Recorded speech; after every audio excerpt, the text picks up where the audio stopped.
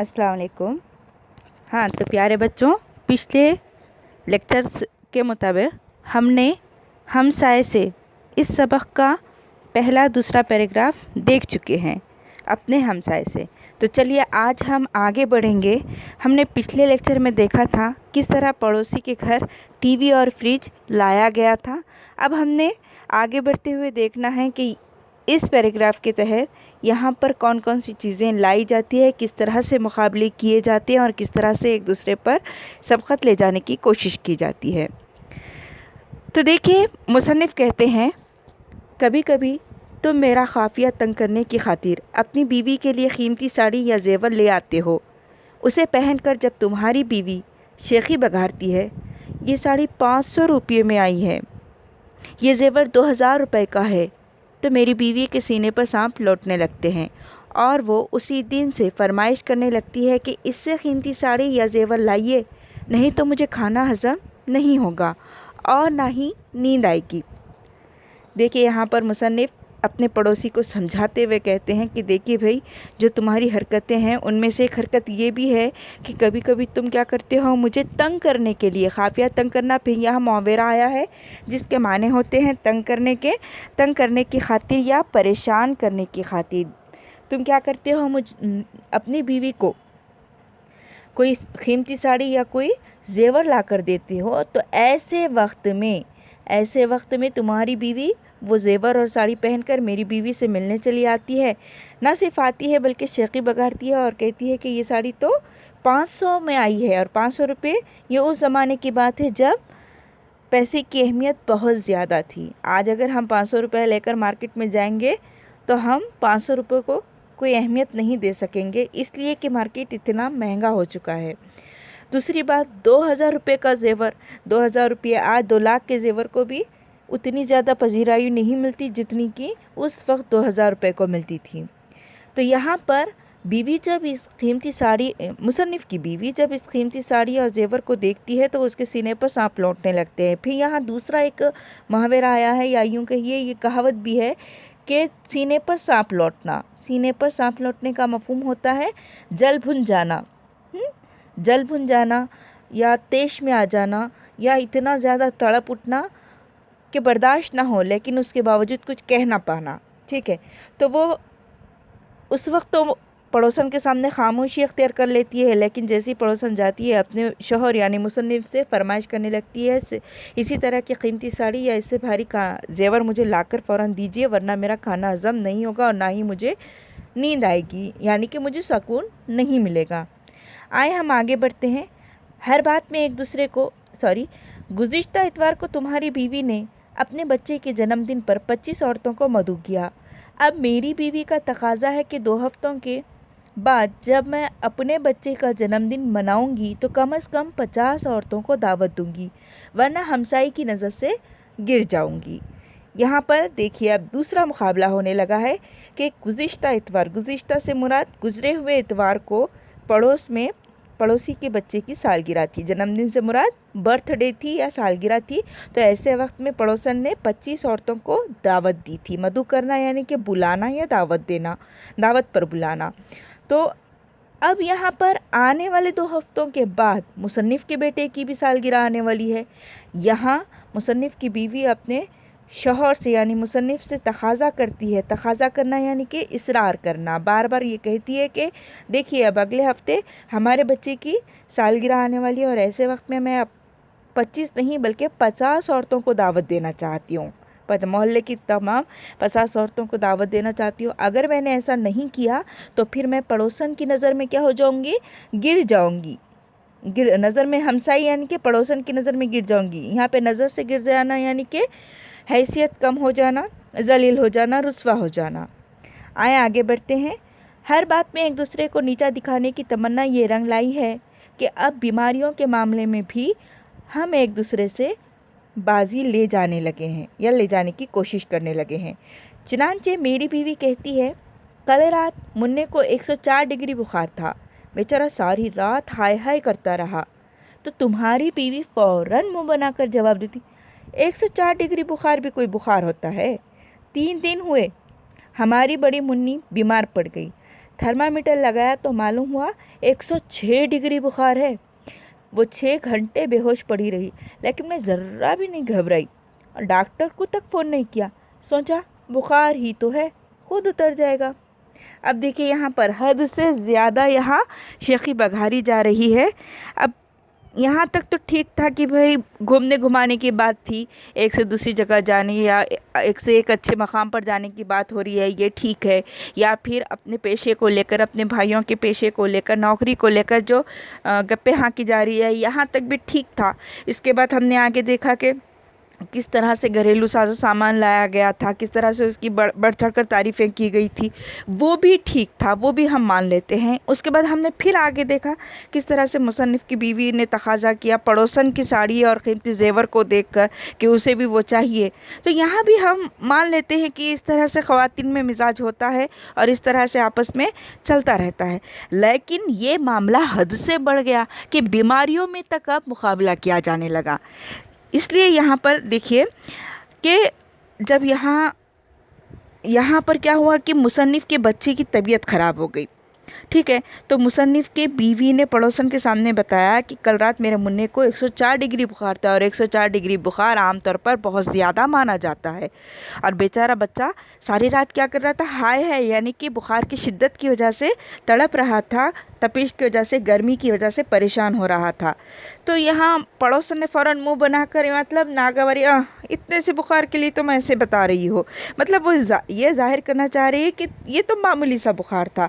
फ़ौरन क्या कहती है कि 3 दिन पहले हमारी बड़ी मुन्नी बीमार पड़ गई थी, तो उन्होंने क्या किया था, थर्मामीटर लगाकर जांचा था, चेक किया था, तो मालूम पड़ा कि बुखार तो 106 डिग्री है। अब पता नहीं बची कैसे बची, अल्लाह उसे सेहत दे। और तो वो कहते हैं कि मेरी बच्ची तो बेहोश हो गई थी, लेकिन मैं ज़रा भी नहीं घबराई। अब माँ का दिल था या क्या था पता नहीं, बिल्कुल भी नहीं घबराई, बल्कि उनकी बेहिसी की हद तो ये है कि उन्होंने डॉक्टर को फ़ोन तक नहीं किया, बल्कि उन्होंने ये सोचा बुखार तो है, ठीक हो जाएगा, खुद ब खुद उतर जाएगा, मतलब बुखार जैसे चढ़ा वैसे उतर जाएगा, कोई ख़ास बात तो है नहीं, तुम तो 104 में ही घबरा गई। ठीक है, अब हम आगे चलते हैं। एक दिन तुम्हारी बीवी और मेरी बीवी इस मौजू पर बहस कर रही थी कि सोते वक्त तुम ज़्यादा ज़ोर से खर्राटे लेते हो या मैं। अब देखिए, अब बात दूसरी तरफ पहुंच चुकी है। अब यहाँ पर निजी मामलात भी इसमें आ चुके हैं। यहाँ पर बीवियाँ एक दूसरे के साथ बहस में लगी हुई है। कहती है मुसन्निफ़ की बीवी से पड़ोसन की बीवी कि कौन ज़्यादा ज़ोर से खर्राटे लेते हैं, सोते में जो ज़ोरदार आवाज़ें आती है नाक और मुंह के ज़रिए सांसों की, उसे खर्राटे कहते हैं। तो कहती है, तुम्हारी बीवी कह रही थी वो जब खर्राटे लेते हैं तो उनके खर्राटों की आवाज़ एक फर्लांग से सुनी जा सकती है। वो से मुराद पड़ोसी जब खर्राटे लेते हैं, नींद में जब उनकी आवाज़ें निकलने लगती है तो एक फर्लांग काफ़ी फासला है, वहाँ से सुनी जाती है कि हाँ मुसन्निफ़ के पड़ोसी यानी कि फ़लाँ साहब सो रहे हैं। मेरी बीवी इसे बता रही थी, हमारे साहब जब खर्राटे लेते हैं तो उनके खर्राटों की आवाज़ सिविल अस्पताल में सुनाई देती है। कई बार डॉक्टर हमारे घर पूछने के लिए आते हैं, खैरियत तो है ना। देखिए यहाँ पर अब एक और हद से बढ़कर शकी बघाने वाली बात यह है कि एक फर्लांग के फासले से खर्राटे की आवाज़ चलो ठीक है बहुत दूर से सुनाई दे रही है, लेकिन मुसन्निफ़ के घर से अस्पताल काफ़ी फासले पर है। और फिर ऐसे वक्त में जब मुसन्निफ़ सोकर खर्राटे लेते हैं तो यहाँ मुसन्निफ़ की बीवी कहती है कि डॉक्टर लोग परेशान होकर हमारे घर आ जाते हैं कि आखिर क्या बात है, सब खैरियत तो है ना, इतनी ज़ोरदार खर्राटे कैसे। चलिए आगे देखते हैं। हमारी बीवियों की देखा देखी देखिए हमारे बच्चे भी लाफजनी का शिकार हो गए हैं। अगला एक और लफ्ज़ आया है लाफजनी। लाफजनी के माने होते हैं मुबालगा आराई करना, बात को बढ़ा चढ़ा कर पेश करना, झूठ बोलना, बहुत ज़्यादा शेखी बघारना। अगर तुम्हारा बच्चा कहता है मुझे हर रोज़ 2 रुपए जेब खर्च मिलते हैं तो मेरा बच्चा उसका मजाक उड़ाते हुए जवाब देता है, ओह सिर्फ 2 रुपये, हमें तो 5 रुपए मिलते हैं।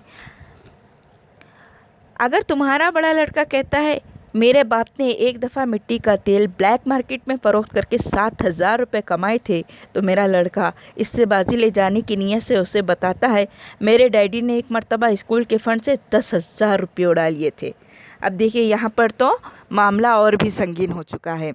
यहाँ आपस में पड़ोस में एक दूसरे को दिखाने के लिए, बिना कुछ बोले दिखाने के लिए जो हरकतें की जा रही थी वहाँ तक ठीक था, लेकिन मामला अब घरेलू हालात पर भी आ चुका है, घरेलू मामले में भी दाखिल हो चुका है लाफजनी वाला मामला। देखिएगा, यहाँ पर बीवियों की आपस में बातचीत थी, ठीक था, लेकिन अब ये बातें बढ़ते बढ़ते इनके बच्चों में भी आ चुकी है। लाफजनी करने वाली बात या झूठ बोलने की आदत अब बच्चों में भी आ चुकी है, और आना भी चाहिए था, इसलिए कि वालिदैन भी इसी में मुलव्विस थे। जैसा बड़े करते हैं, वालिदैन करते हैं, बच्चे वही सीखते हैं।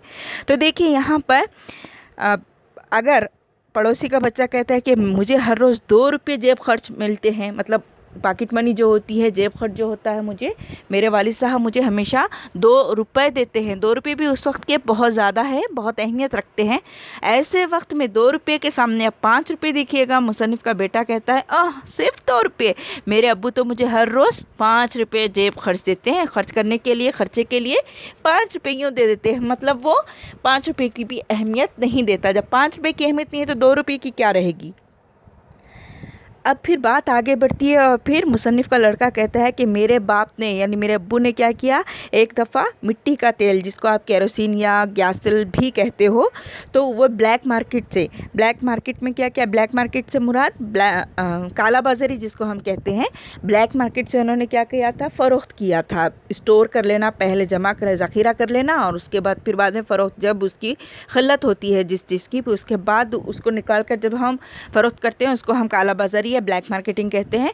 तो ऐसे वक्त में उसके दाम ज़्यादा आते हैं, ठीक है, क़िल्लत की वजह से। तो यहाँ पर वो कहता है कि मेरे बाप ने, मेरे वालिद ने क्या किया था, ब्लैक मार्केट करते हुए, फ़रोख्त करते हुए 7,000 रुपये कमाए थे। अब देखिए 2 रुपये 5 रुपये से 7,000 तक पहुँच चुके हैं। 7,000 गोया कि आज के ज़माने में लाखों रुपए हो चुके हैं। तो अब ये बात सुनकर मुसन्निफ़ का बेटा कहाँ खामोश रहने वाला, उसने भी फ़ौरन कहा मेरे डैडी ने तो एक मरतबा स्कूल के फ़ंड से 10,000 रुपये उड़ा लिए थे। 7,000 के बिलमुकाबिल 10,000 रुपये ले आया स्कूल के फ़ंड से। मतलब ये नहीं सोचा जा रहा कि इसमें कितनी ज़िल्लत हो रही है, कितनी रुसवाई हो रही है और वो किस तरह से अपनी ही बाप को ज़लील कर रहा है। इस तरफ उनकी कोई तवज्जो नहीं है, क्योंकि बस उनको तो शेखी बगाड़ना है, उनको तो बस अपनी बात को मनवाना है, सबक़त ले जाना है, शेखी बगाड़ते हुए अपने आप को बड़ा ज़ाहिर करना है। और वो ये भूल जाते हैं कि इस हरकत के पीछे वो कितना रुसवा हो रहे हैं, किस तरह अपने आप को खुद ही ज़लील कर रहे हैं। चलिए हम आगे बढ़ते हैं। सूरत हाल इतनी नाजुक हो गई है कि डर लगता है कि किसी दिन हम दोनों अपने बच्चों या बीवियों के बयानात की बिना पर गिरफ्तार न कर लिए जाएं। इसलिए आओ आज से समझौता कर लें कि आइंदा न हम और न हमारी बीवियां और न बच्चे एक दूसरे पर रोब डालने की कोशिश करेंगे, बल्कि बड़ी शराफत के साथ तस्लीम करेंगे कि हम दोनों मामूली हैसियत के आदमी हैं, और अगर हम ये समझते हैं कि हम रईस हैं तो एक दूसरे को नहीं, सिर्फ अपने आप को धोखा दे रहे हैं। चलिए देखते हैं यहाँ पर मुसन्निफ़ की फ़िक्री सोच की तरफ बढ़ते हैं। यहाँ पर देखिए मुसन्निफ़ को ही डर लगने लगा, उसे फ़िक्र होने लगी। कहता है मुसन्निफ़ कि यहाँ हालात इस कदर संगीन हो चुके हैं, इतने ज़्यादा नाजुक हो चुके हैं कि हम तो बस पहले चीज़ों को लेकर एक दूसरे पर सबक़त ले जाते थे, घूमने घुमाने की बातों को लेकर ले जाते थे, यहाँ तक ठीक था। लेकिन अब सरेआम हमारे बच्चे और हमारी बीवियाँ जो शेखियाँ बगाड़ रही है, तो उनकी बातें सुनकर डर लगने लगता है कहीं पुलिस हमें गिरफ़्तार ना कर ले, क्योंकि जिस तरह की वो बातें करते हैं, जैसे कि बच्चों ने बातें की ब्लैक मार्केट वाली और स्कूल के फ़ंड से पैसे उड़ाने वाली, ये बातें क़ानून की नज़र में जुर्म कहलाती है। तो इस तरह की मुजरिमाना हरकतों की बयानात जो दिए जा रहे हैं, तो इसकी वजह से क्या होगा, पुलिस कहीं हमें गिरफ़्तार ना कर लें। तो इससे बेहतर है कि आओ मियाँ हम दोनों मिलकर समझौता कर लेते हैं कि न तुम न मैं न हम, तुम मैं और हम, यहाँ पर ना हम ना हमारी बीवियाँ और ना ही हमारे बच्चे एक दूसरे पर आज के बाद रोब डालने की, यानी कि अपने आप को बड़ा बताने की या अपने शान मारने की, शेखी बगाड़ने की कोशिश करेंगे, बल्कि हम शराफत के साथ ये तस्लीम करते हैं कि हम लोग इंतहाई मामूली हैसियत के लोग हैं, आम आदमी हैं, और हम اگر پھر بھی یہ سمجھتے ہیں، کیونکہ اب ہمارے خون میں شامل ہو چکا ہے اپنے آپ کو امیر کبیر سمجھنا، اپنے آپ کو جدی پشتی امیر سمجھنا، رئیس سمجھنا، شاہ رخ خان والی رئیس نہیں ہے بلکہ یہاں پر جائیداد والے یعنی سرمایہ دار جس کو ہم کہتے ہیں، تو یہ اگر سمجھتے ہیں تو یہ صرف اور صرف اپنے آپ کو دھوکہ دے رہے ہیں۔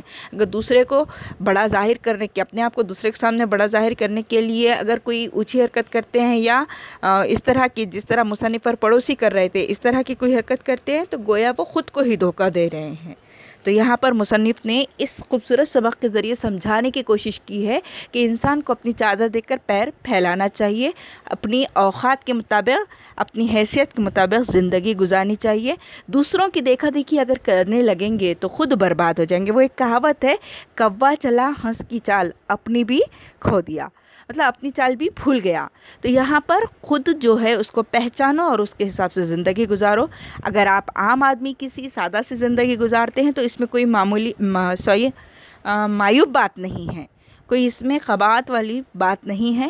ہاں، لیکن اگر آپ دیکھا دیکھی اپنے آپ کو دکھاوے کی زندگی پر مجبور کرو گے تو یقیناً برباد ہو جاؤ گے، اور اس کا نتیجہ صرف اور صرف رسوائی و بدنامی ہی ہوگا۔ ٹھیک ہے، الحمدللہ ہمارا یہ سبق آج یہاں مکمل ہوا۔